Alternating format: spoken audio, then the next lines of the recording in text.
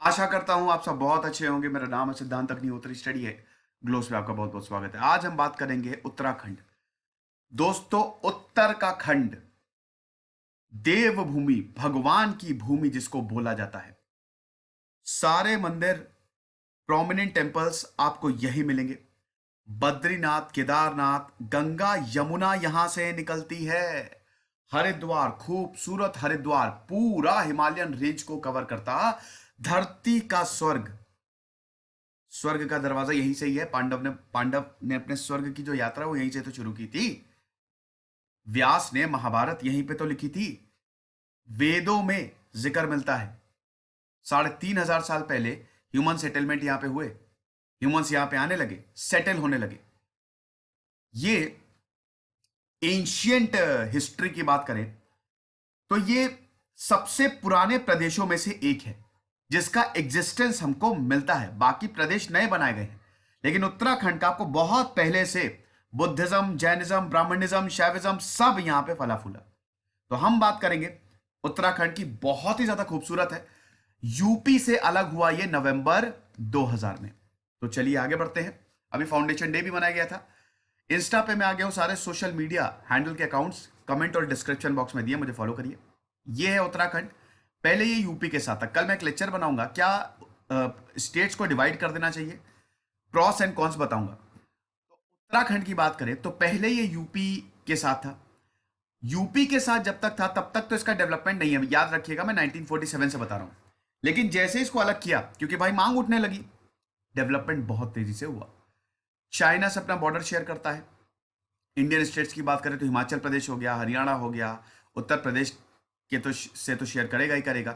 इधर इधर नेपाल से भी शेयर करता है। तो उत्तराखंड, जिसकी कैपिटल देहरादून है, बहुत बड़ा स्टेट नहीं है। अगर एरिया वाइज बात करें तो 19th स्टेट है। ज्यादा पॉपुलेशन भी यहाँ पे नहीं है। लोग घूमने जाते हैं, टूरिज्म बहुत इंपॉर्टेंट है। भाई हिल स्टेशन मसूरी, पहाड़ों की रानी उत्तराखंड में ही तो है। देहरादून से 1.5 किलोमीटर दूर, अरे सॉरी 1.5 किलोमीटर दूर कह रहा हूँ, 30-40 किलोमीटर दूर, 1.5 घंटे लगते हैं। नैनीताल भी आपको यहीं मिलेंगे।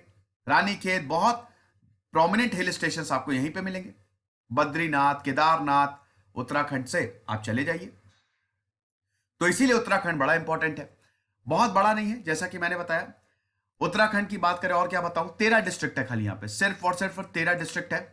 53,000 स्क्वायर किलोमीटर में ये फैला हुआ है। और हाईकोर्ट जो है वो नैनीताल में है। फिर जो गवर्नर है यहाँ पे, बेबी रानी मौर्य, आपने नाम सुना होगा। नाम क्या सुना होगा, अगर आप एग्जाम की तैयारी कर रहे हैं तब तो बहुत इंपॉर्टेंट है। बेबी रानी मौर्य जो है वो यहाँ की गवर्नर है। चीफ मिनिस्टर कौन है? त्रिवेंद्र सिंह रावत। ये बीजेपी की, अभी बीजेपी की सरकार है। पिछली बार कांग्रेस की सरकार थी। यूनिकैमरल गवर्नमेंट है। अरे यूनिकैमरल असेंबली है यहाँ पे, बाई कैमरल नहीं है। और यहाँ की जो विधानसभा सीटें हैं, टोटल 70 सीटों पे चुनाव होते हैं हर 5 साल पे। पार्लियामेंट की कितनी सीटें हैं? राज्यसभा की 3 सीटें हैं और लोकसभा की 5 सीटें हैं। और जैसा कि मैंने बताया, 10,86,000, अब ज्यादा हो गई होगी। ये 2011 सेंसस की बात है, अगले साल फिर से सेंसस आने वाला है, तो अब ज्यादा हो गई होगी। एरिया वाइज बात करें तो इसकी रैंक है 19। पॉपुलेशन वाइज बात करें, ज्यादा पॉपुलेशन रहती नहीं है। अच्छा ही नहीं रहती, वरना बर्बाद कर देंगे उत्तराखंड को, बात मानिए। क्योंकि हिमालय यहां पे है ना, यहां प्योर एनवायरमेंट आपको मिलेगा भैया। हॉटस्पॉट भी है उत्तराखंड, बहुत ही खूबसूरत है। तो अगर ज्यादा पॉपुलेशन होगी ना तो दिक्कत हो सकती है, क्योंकि फिर विस्तार होगा, शहर को काटा जाएगा, पेड़ को काटे जाएंगे, मतलब पेड़ को काटा जाएगा, जो पहाड़ है उनको काट के रोड्स बनाई जाएंगी, तो वो सही नहीं रहेगा। तो इसीलिए पॉपुलेशन यहां पे कम है, बहुत बढ़िया है। डेंसिटी रैंक कितनी है? 27th। ऑफिशियल लैंग्वेज कौन सी है? हिंदी। हालांकि संस्कृत जो है ये बहुत टाइम से बोली जाती है यहां पे। संस्कृत, देखिए मैंने बताया कि ये साधुओं और ऋषियों का घर माना जाता था। बुद्धिस्ट मोनास्ट्री, जब भी आप उत्तराखंड जाएंगे बुद्धिस्ट मोनास्ट्री आपको बहुत ज्यादा मिलेगी, क्योंकि बुद्धिज्म भी यहां पे फला फूला। तो इसीलिए उसके बाद उत्तराखंड की बात करें, ये आप देख सकते हैं टोटल 13 डिस्ट्रिक्ट हैं।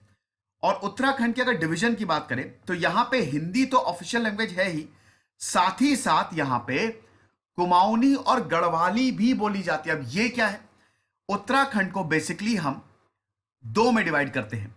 ये वाला जो पार्ट है ना, वेस्ट वाला पार्ट, इसको बोला जाता है गढ़वाल रीजन।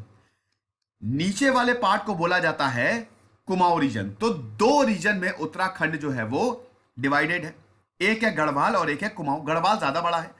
गढ़वाल की बात करें तो कहां से, हाँ ठीक है, यहां से अगर आप शुरू करते हैं, ठीक है, ये वाला, ये आपका है कुमाऊं रीजन, और ये ऊपर वाला पूरा गढ़वाल रीजन है। यानी कि जो आपका हरिद्वार हो गया, देहरादून जो कैपिटल है, मसूरी यहां पे बगल में है, ये टिहरी गढ़वाल, ये सब आपका गढ़वाल रीजन में आएगा।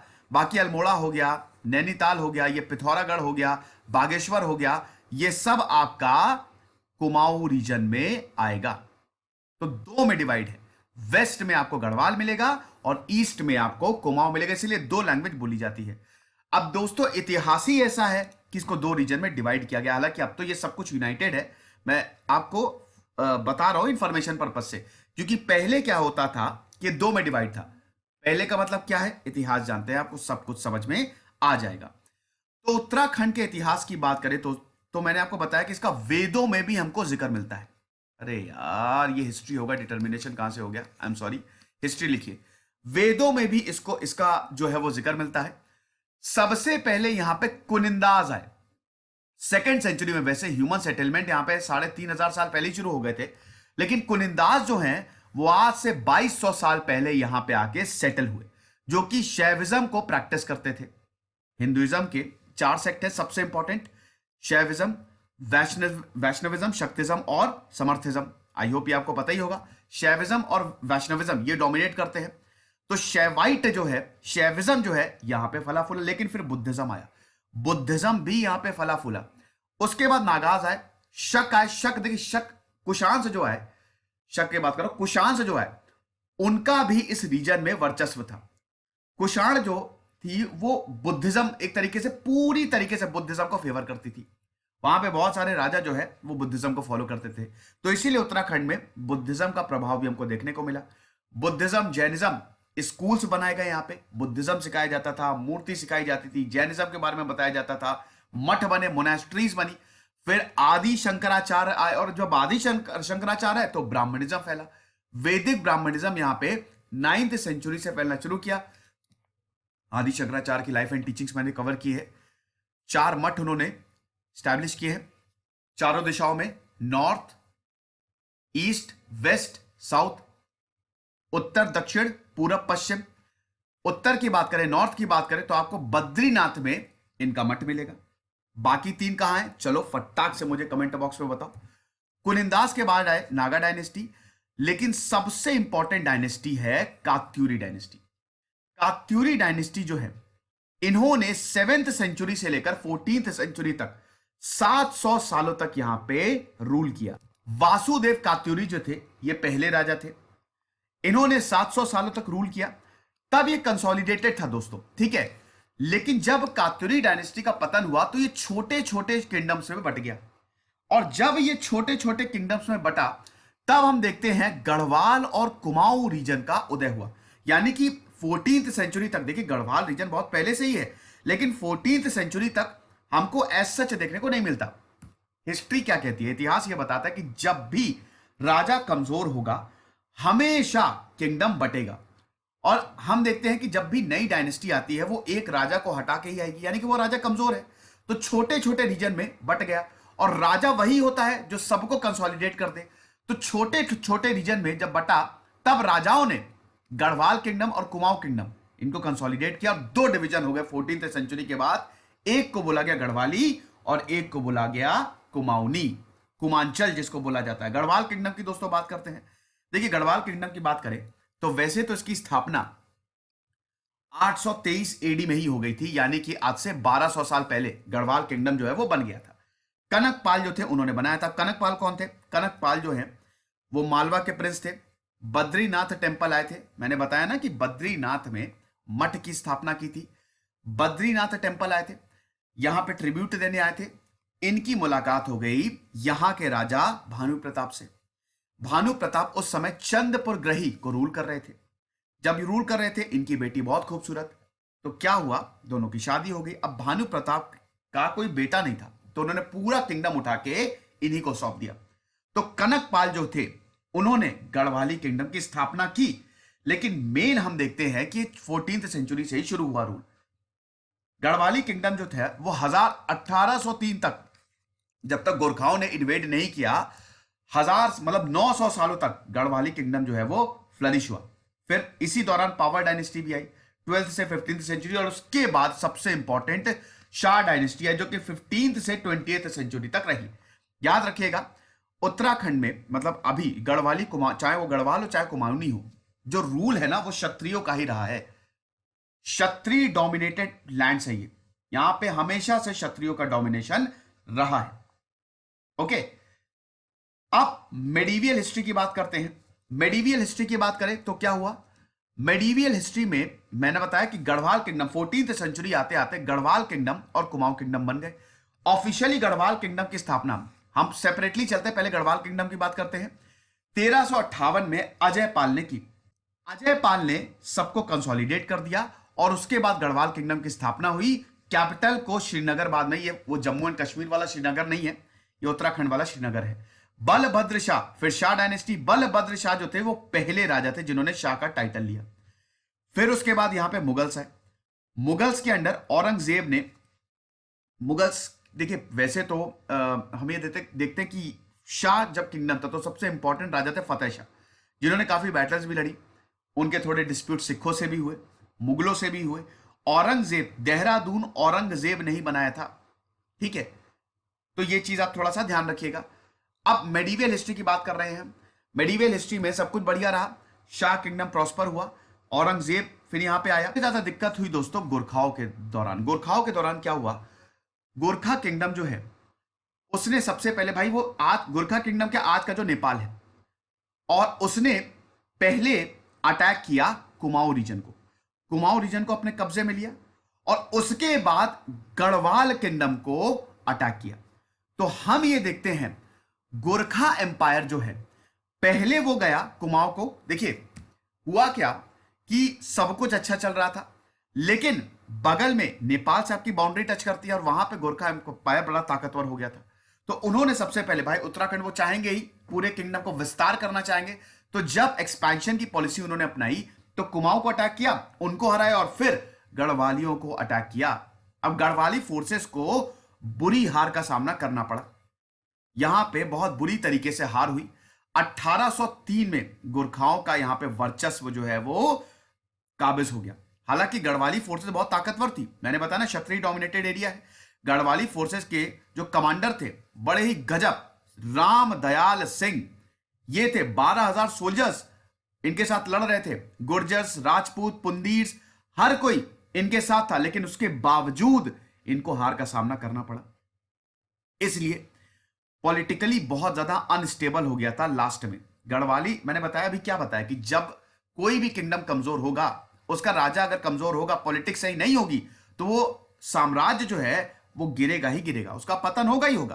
तो गढ़वाली जो है यहाँ पे पॉलिटिकल अनस्टेबिलिटी बहुत ज्यादा थी, तो इसीलिए हम देखते हैं गोरखाओं ने इसका फायदा उठाया। फेमाइन भी यहां पे आया था, बहुत बुरी तरीके से फेमाइन यहां पे आया था। गोरखा ऑनस्लॉट से पहले 1795 में सूखा पड़ा था, इकोनॉमी भी सफर कर रही थी, अर्थक्वेक भी आया था, अर्थक्वेक यहां पे आते रहते हैं, भूकंप भी आया था। इन सबका फायदा उठा के गोरखाओं ने अटैक किया और हरा दिया। अब 12 साल तक गोरखाओं का रूल रहा। 1803 से लेकर 1811 गोरखाओं ने रूल किया, मतलब 1814 तक गोरखाओं ने रूल किया।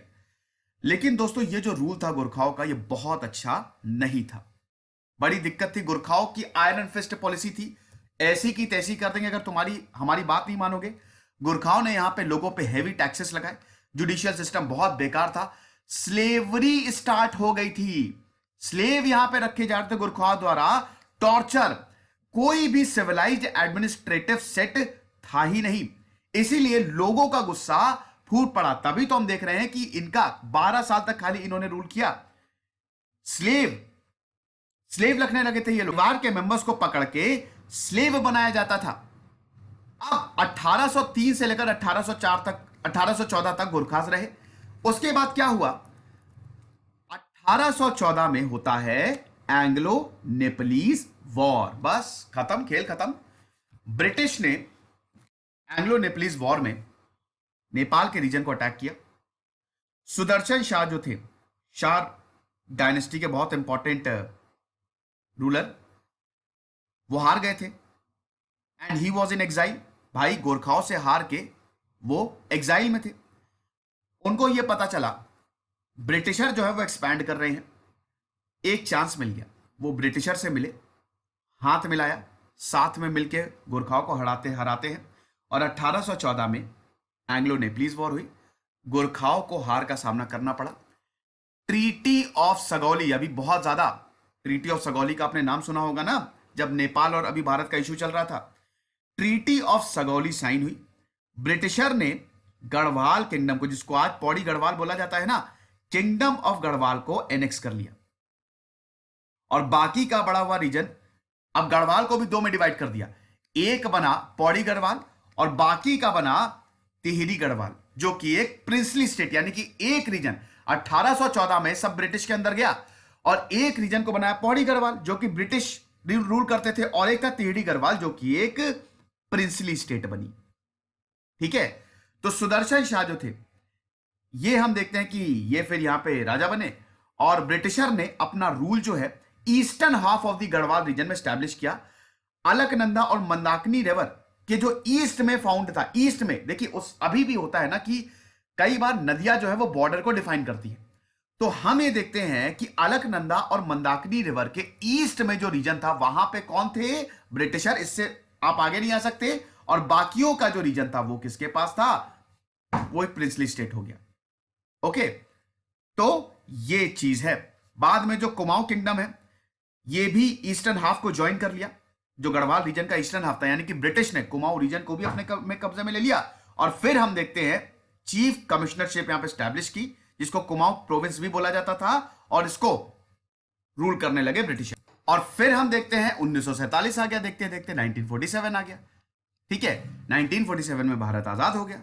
अब 1947 में भैया यहां पे, अब देखिए, एक बार भारत आजाद हुआ तो फिर वही पॉलिटिकल दिक्कत, पॉलिटिकल अनस्टेबिलिटी।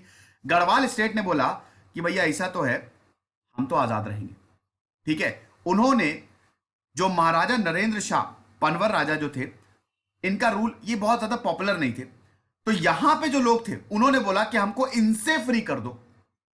जो तिहरी रियासत, जिसको गढ़वाल स्टेट बोला जाता था, वो यहां पे बोल रहे थे कि हमको इनसे फ्री कर दो, और पूरा बकायदा मूवमेंट शुरू हो गया। फिर हम ये देखते हैं अल्टीमेटली जो पनवार डायनेस्टी के 60वें राजा थे Manabendra Shah, last ruling Maharaja of Garhwal kingdom, उन्होंने भारत की सुजरेनिटी को एक्सेप्ट किया और उत्तराखंड भारत के पास आ गया। उत्तराखंड नहीं, मतलब गढ़वाल रियासत जो है वो, तिहरी रियासत जो है वो भारत के पास आ गई। एंड तिहरी रियासत was merged into Garhwal district. आप समझे हुआ क्या? क्या हुआ?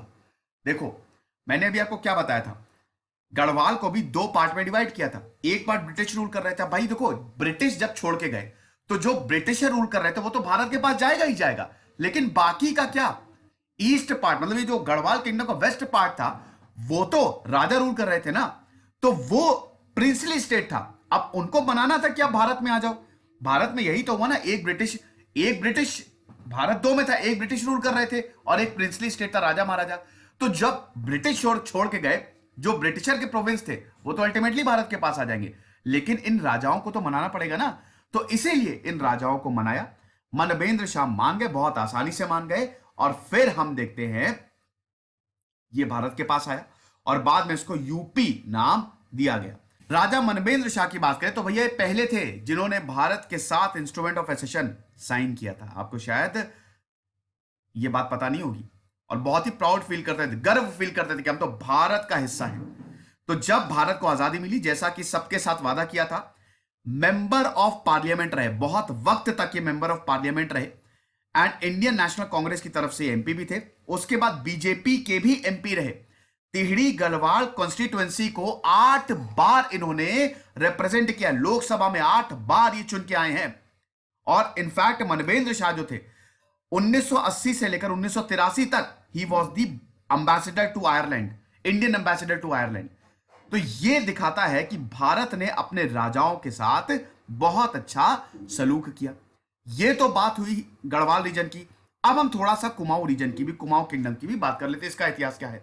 देखो, कुमाऊं किंगडम की बात करें तो जैसा कि मैंने बताया कि कुमाऊं किंगडम को पहले कात्यूरी जो है वो रूल करते थे, ठीक है, कात्यूरी जो है वो रूल करते थे। और एक चीज और बता दूं कि एक बार सिक्किम से लेकर कात्यूरी किंगडम का इतना ज्यादा वर्चस्व था कि सिक्किम से लेकर अफगानिस्तान तक कात्यूरी जो है वो रूल करते थे। 10th सेंचुरी में चंद डायनेस्टी जो है वो यहां पे आई, सोमचंद ने इसको स्टैब्लिश किया और उसके बाद इसको कुमांचल बोला जाता था। अब स्टोरी दोनों की लगभग सेम ही सेम है, ठीक है, गढ़वाल और कुमाऊं किंगडम की भी। यहां पे चंद डायनेस्टी आई, ठीक है, कुमांचल बनाया और बहुत सारे स्कूल ऑफ आर्ट डेवलप हुए, पहाड़ी स्कूल ऑफ आर्ट भी यहां पे डेवलप हुआ। और फिर हम देखते हैं कि यहां पे जो कुमाऊं किंग्स हैं, देखिए गढ़वाल और कुमाऊं किंग्स आपस में लड़ते भी रहते थे। कई बार कुमाऊं जो है वो गढ़वाल को अटैक कर देते थे, कुछ एरिया जीत लेते थे, कई बार गढ़वाल जो है वो कुमाऊं पे अटैक कर देता था, कुछ एरिया जीत लेते थे, लेकिन वो जाना इतना ज्यादा जरूरी नहीं है। अल्टीमेटली हम देखते हैं कि फिर वही ये गोरखाओं ने यहाँ पे अटैक किया। 1791 में अपॉर्चुनिटी मिली, गोरखाओं ने कुमाऊं को अटैक किया। शुरुआत में गोरखाओं को भगा भगा के मारा, लेकिन बाद में गोरखा लार्जर आर्मी के साथ आए और अल्टीमेटली 24 साल तक कुमाऊं पे रूल किया। तो 24 साल का रूल, जैसा कि मैंने बताया कि जैसे गढ़वाल स्टेट में हो रहा था, सेम टू सेम यहां पे। और फिर एंग्लो नेपलीज वॉर बहुत ज्यादा डिसाइडिंग फैक्टर था। एंग्लो नेपलीज वॉर में कुमाऊं ब्रिटिश के पास चला गया, ट्रीटी ऑफ सगौली 1816। और फिर हम ये देखते हैं कि कुमाऊं को बाद में, जो अभी मैंने आपको बताया था कि eastern half of the Garhwal region में आ गया वो, और 70 सालों तक के ब्रिटिशर के पास रहा। 3 एडमिनिस्ट्रेटर्स थे, जिसमें मिस्टर ट्रेल, जेएच बैटन और हेनरी रामसे थे। इन्होंने रूल किया। और फिर आजादी के बाद, अभी मैंने बताया 1947 के बाद क्या हुआ। अब आजादी के बाद क्या हुआ कि उत्तराखंड में आपके गढ़वाल और कुमाऊं रीजन आते हैं। 2 डिवीजन थे, गढ़वाल और कुमाऊं। 1998 में उत्तराखंड का नाम दिया गया और इसमें बहुत इंपॉर्टेंट पॉलिटिकल ग्रुप्स का क्या कहते हैं योगदान है, जैसे उत्तराखंड क्रांति दल, जो कि एक रेवोल्यूशनरी पार्टी थी 1979 में, और ये कह रही थी कि हमको एक सेपरेट स्टेट दे दो। क्योंकि देखिए गढ़वाल और कुमाऊं ये दोनों हिल किंगडम जो है ना, अलग अलग हैं, इनका कल्चर अलग है, इनकी कल्चर तो नहीं, वैसे लैंग्वेज थोड़ा सा अलग है, तो थोड़ी सी एक राइवलरी दोनों में दिखती है। आज तो नहीं, लेकिन उस समय थोड़ा बहुत दिखता था। तो 1994 आते आते हम देखते हैं कि ये मोमेंटम जो है कि हमको सेपरेट स्टेट दे दो, हमको यूपी से अलग कर दो, इसकी मांग उठने लगी। और फिर रामपुर तिराहा, फेमस रामपुर तिराहा फायरिंग केस हुआ मुजफ्फरनगर डिस्ट्रिक्ट में 2 अक्टूबर 1994, जब सेपरेट स्टेट ऑफ उत्तराखंड की एक्टिविस्ट मांग कर रहे थे, दिल्ली जा रहे थे, धरना देने जा रहे थे।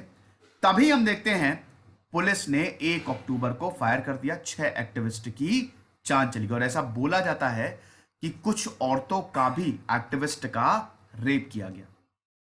उस समय मुलायम सिंह यादव की सरकार थी जब ये इंसिडेंट हुआ था। तो ये बहुत ही ज्यादा अनफॉर्चुनेट इंसिडेंट था। और फिर हम ये देखते हैं अल्टीमेटली 1994 के बाद जब ये इंसिडेंट हुआ, तब पब्लिक अप्रोच हुआ बहुत ज्यादा, और 9 नवंबर 2000 को उत्तराखंड जो है वो अलग हो गया। उसके बाद दोस्तों फिर यहां पे इलेक्शंस हुए। उत्तराखंड को 70 विधानसभा सीटें दी गई। पहले हम देखते हैं कि बीजेपी के चीफ मिनिस्टर यहां पे आए 2000 से, मतलब शुरुआत में हम देखते हैं कि बीजेपी की सरकार रही यहां पे। उसके बाद नित्यानंद स्वामी थे, भगत सिंह कोश्यारी थे, ये यहाँ पे चीफ मिनिस्टर रहे। और फिर नारायण दत्त तिवारी इंडियन नेशनल कांग्रेस के आए, ये 2002 से 2007 तक इनकी सरकार रही। फिर अगेन बीजेपी की सरकार आई, फिर हम देखते हैं इंडियन नेशनल कांग्रेस की सरकार आई, और फिर अभी हम देखते हैं बीजेपी की सरकार है। तो एक बार बीजेपी से शुरू हुई, BJP Congress, BJP Congress, BJP, इस तरीके से चल रहा है सब कुछ। ये लेक्चर था दोस्तों उत्तराखंड के बारे में। आई होप आप समझ गए होंगे, बहुत आसानी से मैंने एक एक चीज कवर की है। खुद भी पढ़िएगा दोस्तों, बहुत कुछ आपको जानने को मिलेगा। खुश रहिए, पढ़ते रहिए। देश सिद्धांत अग्निहोत्री, साइनिंग ऑफ।